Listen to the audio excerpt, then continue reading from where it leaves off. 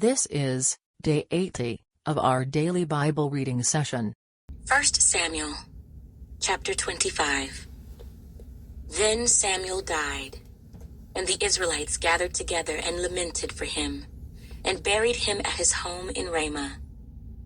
And David arose and went down to the wilderness of Paran. Now there was a man in Maon whose business was in Carmel, and the man was very rich. He had 3,000 sheep and 1,000 goats, and he was shearing his sheep in Carmel. The name of the man was Nabal, and the name of his wife Abigail. And she was a woman of good understanding and beautiful appearance. But the man was harsh and evil in his doings. He was of the house of Caleb. When David heard in the wilderness that Nabal was shearing his sheep, David sent 10 young men, and David said to the young men, "Go up to Carmel, go to Nabal, and greet him in my name. And thus you shall say to him who lives in prosperity, Peace be to you, peace to your house, and peace to all that you have. Now I have heard that you have shearers. Your shepherds were with us, and we did not hurt them, nor was there anything missing from them all the while they were in Carmel. Ask your young men, and they will tell you. Therefore let my young men find favor in your eyes, for we come on a feast day. Please give whatever comes to your hand to your servants and to your son David." So when David's young men came, they spoke to Nabal according to all these words in the name of David, and waited. Then Nabal answered David's servants and said, "Who is David? And who is the son of Jesse? There are many servants nowadays who break away each one from his master. Shall I then take my bread and my water and my meat that I have killed for my shearers and give it to men when I do not know where they are from?" So David's young men turned on their heels and went back. And they came and told him all these words. Then David said to his men, "Every man gird on his sword." So every man girded on his sword, and David also girded on his sword. And about 400 men went with David, and 200 stayed with the supplies. Now one of the young men told Abigail, Nabal's wife, saying, "Look, David sent messengers from the wilderness to greet our master, and he reviled them. But the men were very good to us, and we were not hurt, nor did we miss anything as long as we accompanied them when we were in the fields. They were a wall to us both by night and day, all the time we were with them keeping the sheep. Now therefore, know and consider what you will do, for harm is determined against our master and against all his household, for he is such a scoundrel that one cannot speak to him." Then Abigail made haste and took 200 loaves of bread, 2 skins of wine, 5 sheep already dressed, 5 seahs of roasted grain, 100 clusters of raisins, and 200 cakes of figs, and loaded them on donkeys. And she said to her servants, "Go on before me. See, I am coming after you." But she did not tell her husband Nabal. So it was, as she rode on the donkey, that she went down under cover of the hill, and there were David and his men, coming down toward her, and she met them. Now David had said, "Surely in vain I have protected all that this fellow has in the wilderness, so that nothing was missed of all that belongs to him. And he has repaid me evil for good. May God do so, and more also, to the enemies of David, if I leave one male of all who belong to him by morning light." Now when Abigail saw David, she dismounted quickly from the donkey, fell on her face before David, and bowed down to the ground. So she fell at his feet and said, "On me, my lord, on me let this iniquity be, and please let your maidservant speak in your ears, and hear the words of your maidservant. Please, let not my lord regard this scoundrel Nabal, for as his name is, so is he. Nabal is his name, and folly is with him. But I, your maidservant, did not see the young men of my lord whom you sent. Now therefore, my lord, as the Lord lives, and as your soul lives, since the Lord has held you back from coming to bloodshed, and from avenging yourself with your own hand. Now then, let your enemies and those who seek harm for my Lord be as Nabal. And now this present which your maidservant has brought to my Lord, let it be given to the young men who follow my Lord. Please forgive the trespass of your maidservant, for the Lord will certainly make for my Lord an enduring house, because my Lord fights the battles of the Lord, and evil is not found in you throughout your days. Yet a man has risen to pursue you and seek your life, but the life of my Lord shall be bound in the bundle of the living with the Lord your God, and the lives of your enemies he shall sling out as from the pocket of a sling. And it shall come to pass, when the Lord has done for my Lord, according to all the good that he has spoken concerning you, and has appointed you ruler over Israel, that this will be no grief to you, nor offense of heart to my Lord, either that you have shed blood without cause, or that my Lord has avenged himself. But when the Lord has dealt well with my Lord, then remember your maidservant. Then David said to Abigail, Blessed is the Lord God of Israel, who sent you this day to meet me. And blessed is your advice, and blessed are you, because you have kept me this day from coming to bloodshed, and from avenging myself with my own hand.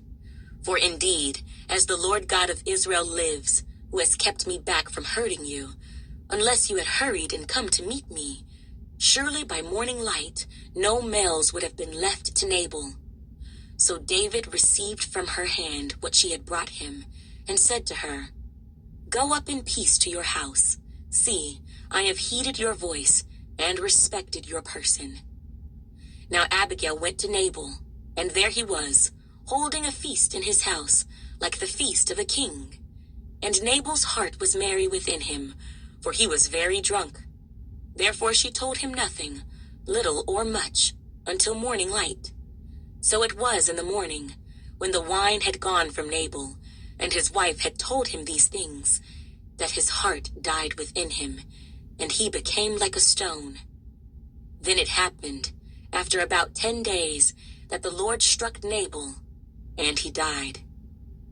So when David heard that Nabal was dead, he said, Blessed be the Lord, who has pleaded the cause of my reproach from the hand of Nabal, and has kept his servant from evil.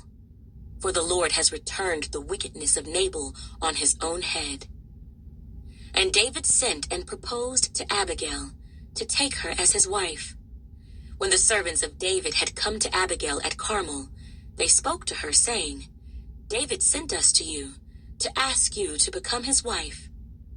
Then she arose, bowed her face to the earth, and said, Here is your maidservant, a servant to wash the feet of the servants of my Lord. So Abigail rose in haste, and rode on a donkey, attended by 5 of her maidens. And she followed the messengers of David, and became his wife. David also took Ahinoam of Jezreel, and so both of them were his wives. But Saul had given Michal his daughter, David's wife, to Paltai, the son of Laish, who was from Galim. 1 Samuel, chapter 26. Now the Ziphites came to Saul at Gibeah, saying, Is David not hiding in the hill of Hachilah, opposite Jeshimon? Then Saul arose and went down to the wilderness of Ziph, having 3,000 chosen men of Israel with him, to seek David in the wilderness of Ziph. And Saul encamped in the hill of Hachilah, which is opposite Jeshimon, by the road. But David stayed in the wilderness, and he saw that Saul came after him into the wilderness. David therefore sent out spies, and understood that Saul had indeed come.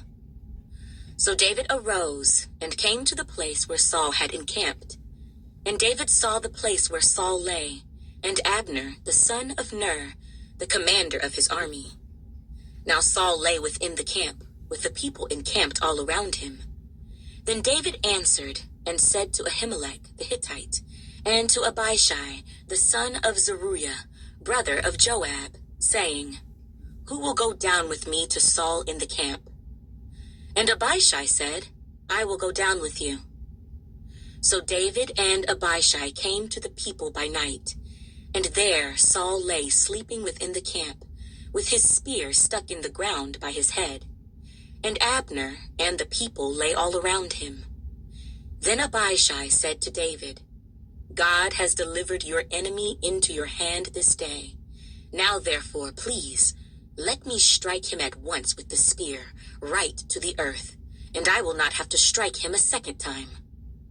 But David said to Abishai, do not destroy him, for who can stretch out his hand against the Lord's anointed and be guiltless? David said furthermore, as the Lord lives, the Lord shall strike him, or his day shall come to die, or he shall go out to battle and perish. The Lord forbid that I should stretch out my hand against the Lord's anointed. But please, take now the spear and the jug of water that are by his head, and let us go. So David took the spear and the jug of water by Saul's head, and they got away. And no man saw or knew it or awoke, for they were all asleep, because a deep sleep from the Lord had fallen on them. Now David went over to the other side, and stood on the top of a hill afar off, a great distance being between them. And David called out to the people and to Abner the son of Ner, saying, do you not answer, Abner? Then Abner answered and said, who are you, calling out to the king? So David said to Abner, are you not a man? And who is like you in Israel? Why then have you not guarded your lord the king? For one of the people came in to destroy your lord the king. This thing that you have done is not good. As the Lord lives, you deserve to die, because you have not guarded your master, the Lord's anointed. And now, see where the king's spear is, and the jug of water that was by his head. Then Saul knew David's voice and said, is that your voice, my son David? David said, it is my voice, my lord, O king. And he said, why does my lord thus pursue his servant? For what have I done, or what evil is in my hand? Now therefore, please, let my lord the king hear the words of his servant. If the Lord has stirred you up against me, let him accept an offering. But if it is the children of men, may they be cursed before the Lord, for they have driven me out this day from sharing in the inheritance of the Lord, saying, go, serve other gods. So now, do not let my blood fall to the earth before the face of the Lord.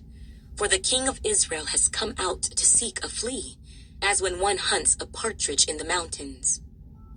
Then Saul said, I have sinned. Return, my son David, for I will harm you no more, because my life was precious in your eyes this day. Indeed, I have played the fool and erred exceedingly. And David answered and said, here is the king's spear. Let one of the young men come over and get it. May the Lord repay every man for his righteousness and his faithfulness. For the Lord delivered you into my hand today, but I would not stretch out my hand against the Lord's anointed. And indeed, as your life was valued much this day in my eyes, so let my life be valued much in the eyes of the Lord, and let him deliver me out of all tribulation. Then Saul said to David, may you be blessed, my son David.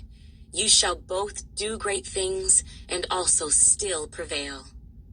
So David went on his way, and Saul returned to his place.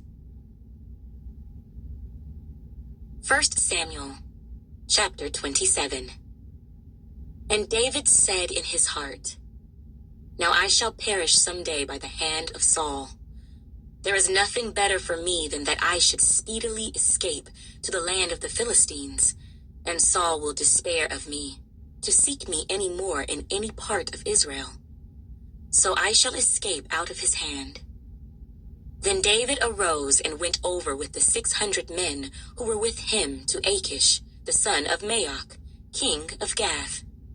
So David dwelt with Achish at Gath, he and his men, each man with his household, and David with his 2 wives, Ahinoam, the Jezreelitess, and Abigail, the Carmelitess, Nabal's widow. And it was told Saul that David had fled to Gath, so he sought him no more. Then David said to Achish, "If I have now found favor in your eyes, let them give me a place in some town in the country, that I may dwell there. For why should your servant dwell in the royal city with you?" So Achish gave him Ziklag that day. Therefore Ziklag has belonged to the kings of Judah to this day. Now the time that David dwelt in the country of the Philistines was 1 full year and 4 months.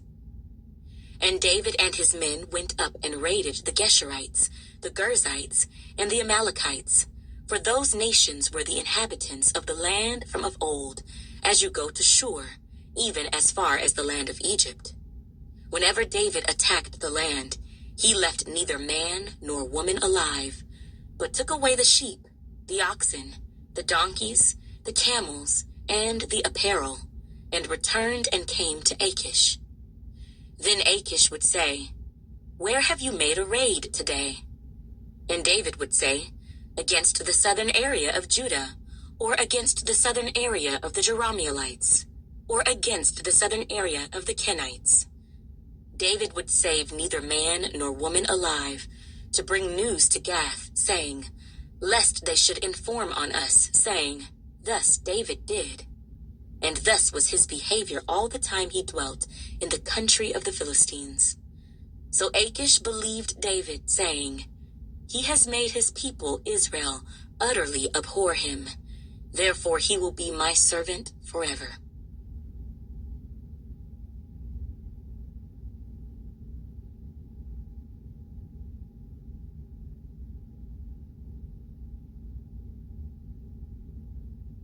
First Samuel, chapter 28. Now it happened in those days that the Philistines gathered their armies together for war, to fight with Israel. And Achish said to David, "You assuredly know that you will go out with me to battle, you and your men."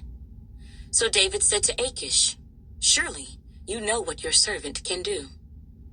And Achish said to David, "Therefore I will make you one of my chief guardians forever."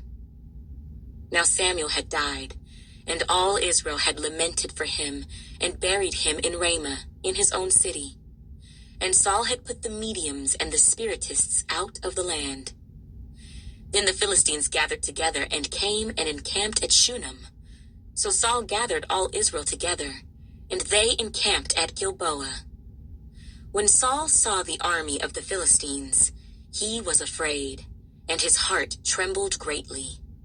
And when Saul inquired of the Lord did not answer him, either by dreams or by Urim, or by the prophets.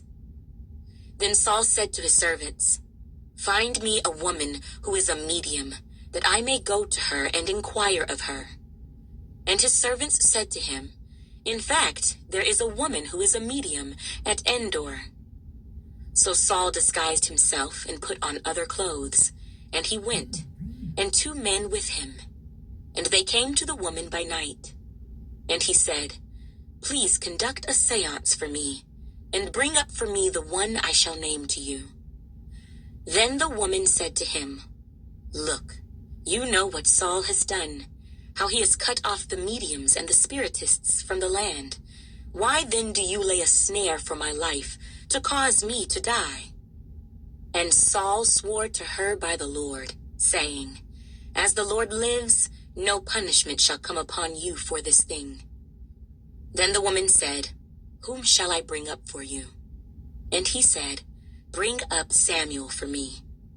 When the woman saw Samuel, she cried out with a loud voice. And the woman spoke to Saul, saying, "Why have you deceived me? For you are Saul."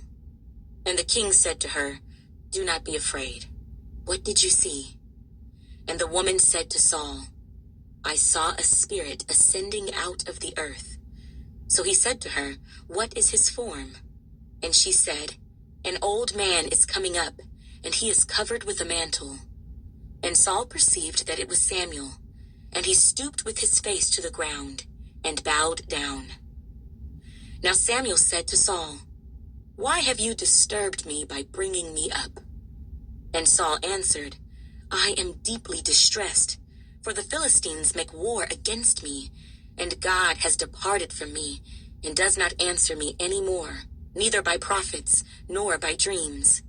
Therefore I have called you, that you may reveal to me what I should do." Then Samuel said, "So why do you ask me, seeing the Lord has departed from you, and has become your enemy? And the Lord has done for himself as he spoke by me.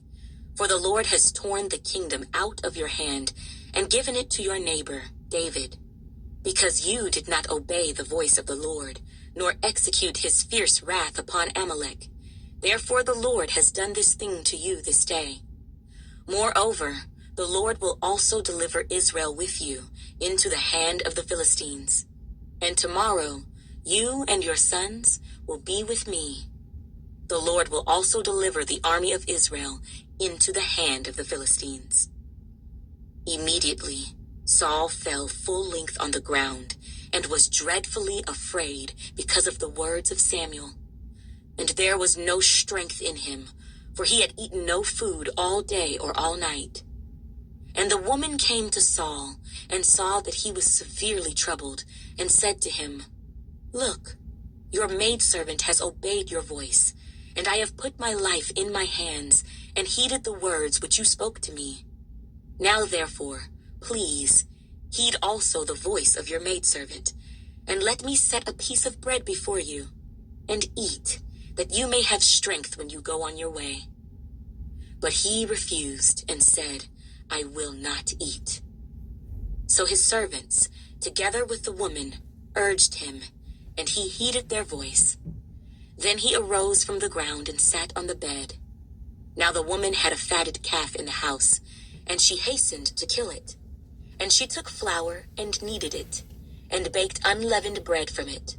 So she brought it before Saul and his servants, and they ate. Then they rose and went away that night.